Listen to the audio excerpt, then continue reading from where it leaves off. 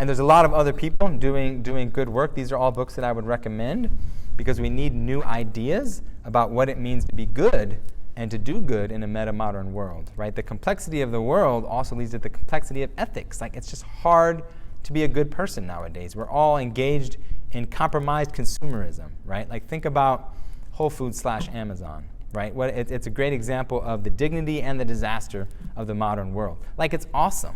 I can get any book I want in 2 days. I can go into Whole Foods and just be surrounded by a Shangri-La of organic foods. Like, I'm living better than kings and queens lived 300 years ago. It's totally incredible. And I have so much appreciation and gratitude for just the amazingness of the world that I'm living in. And it's a travesty. Like, go inside of an Amazon factory and it's not awesome anymore, right? Look at the environmental impacts of these systems of production that we have. It's actually just not okay. It's a self-terminating system. So how do we hold both of those things at the same time, right? How are our kids going to learn to hold both of those things at the same time? Another thing that I want to point out is that when we think about the future and where we need to go as a species and the higher stages of complexity in human living, there is no predetermined truth or answer, right?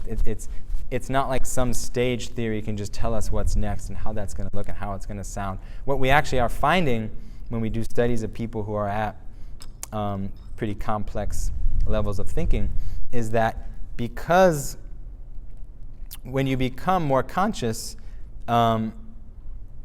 you actually start to have more awareness of the experience of your own limits, and you're more context aware. Like, you're aware of how your context limits your perspective, and you're construct aware, meaning you're aware that you're actually creatively creating thoughts. They're not just objectively true. You actually seek a larger truth with others, right? Like, the more you're aware of that, the more open you'll be to other perspectives, and the more you'll be interested in not just speaking and like winning an argument, but actually finding out new things with other people that you couldn't have figured out by yourself, right? So that sort of perspective leads itself to a different kind of engagement. And it's that kind of engagement that needs to start shaping our decision-making processes, our business processes, and our political processes, right? If people are actually coming together with a more open, aware perspective, not knowing that they don't know the answer, right? Like, when will we be ready for a politician, say running for president, who instead of always trying to convince everyone that they have all the answers, is actually just demonstrating that they're inhabiting the perspective that will allow answers to emerge through the processes that they will enact, right? So it's more of a process-oriented approach, and that's something that will dovetail really clearly with how we need to think of education. So when we're thinking about preparing children for that kind of thinking and that kind of world, what are the structures and environments that make sense, that give kids opportunities to sort of problem solve together, as opposed to just transmitting information to them as though there's one right answer to everything, and the game is to know the answer, right? The game is not to know the answer anymore. The game is to actually show up in a way where answers can be revealed through relationships and through interaction.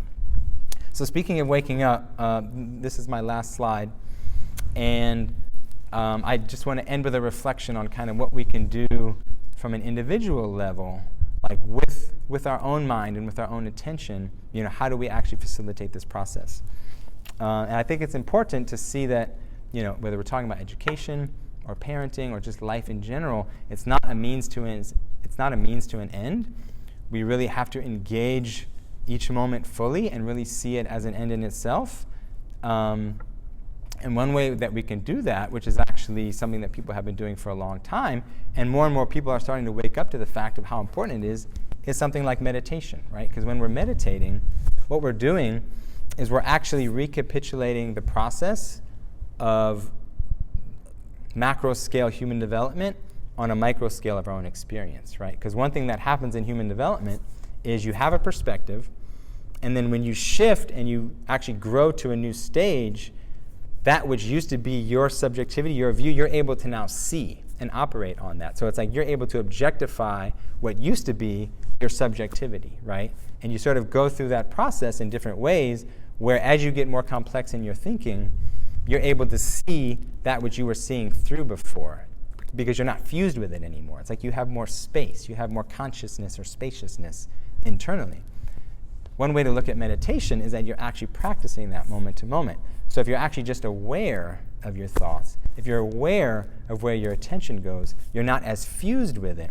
You're creating that space which allows an openness, which is metacognition, which is reflection, which is actually just literally an expansion of awareness, and starting to actually, through that process, by actually just practicing moment to moment, starting to realize the difference between awareness and attention even, right? And how actually so much of our suffering comes from how we wrongly identify something that's arising in our awareness as who we are, right? Whether it's our body, our speech, our thoughts, our mind, our identity, duality, right? What we're experiencing, we actually take it as real and take it as who we are instead of just letting it be, letting it arise in awareness. And the more we practice that, the more aware we will be.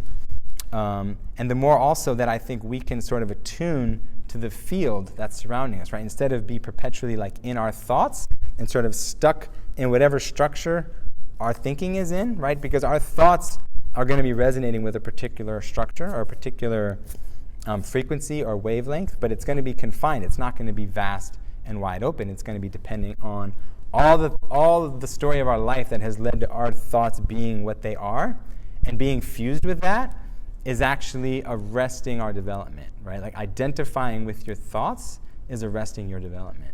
And the more that you can actually release yourself from that and not identify with your thoughts, you're actually opening up space for evolutionary forces to move through you, right? Because you can't change stages through willpower necessarily.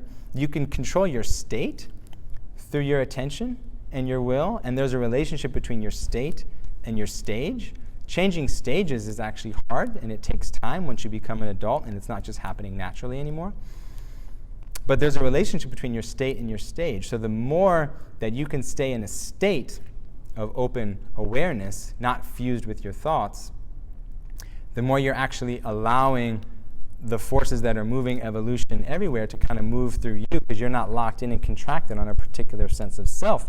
If you can sort of relax your sense of self and stay open, you're more likely to grow at a faster rate, right? And we see that in studies over time of regular meditators, and how as adults, it's one of the only ways to consistently and predictably actually grow in stages is to spend a lot of time in altered states or more aware, relaxed states.